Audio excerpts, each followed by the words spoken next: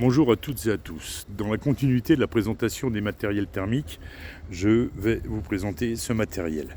Donc ce matériel, c'est un taille-haie, donc un taille-haie professionnel. Il a une coupe de 80 cm avec un système de déflecteur. Donc on l'utilise toujours dans le même sens. On ne peut pas faire des allers-retours avec. C'est un moteur thermique, ça doit être un 45 cm3 si je ne m'abuse. Voilà, alors je l'avais laissé à des amis parce que je m'en servais pas, et là je vais m'en servir à nouveau. Je vais m'en servir pour attaquer les ronces, dans les ronciers aussi, les ronces hautes. Je vais les tailler comme une haie, et puis après pour moi ça sera plus facile de couper ce qui restera. Donc je vais faire l'entretien dessus. Alors en entretien, qu'est-ce qu'on fait sur un taille-haie? On nettoie, on nettoie un peu tout ce qui est autour. Alors moi j'utilise du nettoyant frein que j'achète à pas trop cher dans un magasin discount.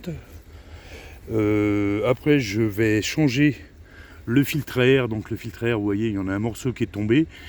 Alors je retaille, j'ai de la mousse spéciale, je les achète plus, je retaille carrément des filtres à air dans la mousse, ça me revient moins cher, donc je vais bien nettoyer.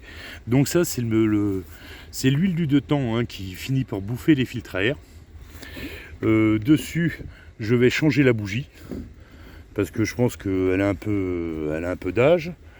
Et pour le stockage, parce que une fois que je m'en serai servi, je vais le stocker. Donc je viderai tout le carburant qu'il y a dedans et je le calerai au moteur pour être sûr qu'il n'y ait plus de carburant. Après, je démonterai la bougie, je mettrai un petit coup de WD-40 dedans, je tirerai 2-3 fois le lanceur et je remonterai la bougie, et comme ça il sera bon pour son hivernage.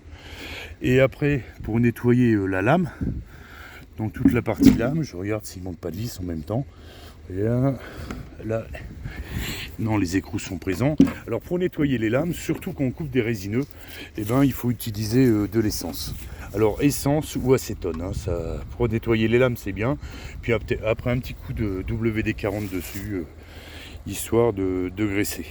Pareil, si on veut pas que les chromes il n'y en a pas tellement dessus, vous allez me dire.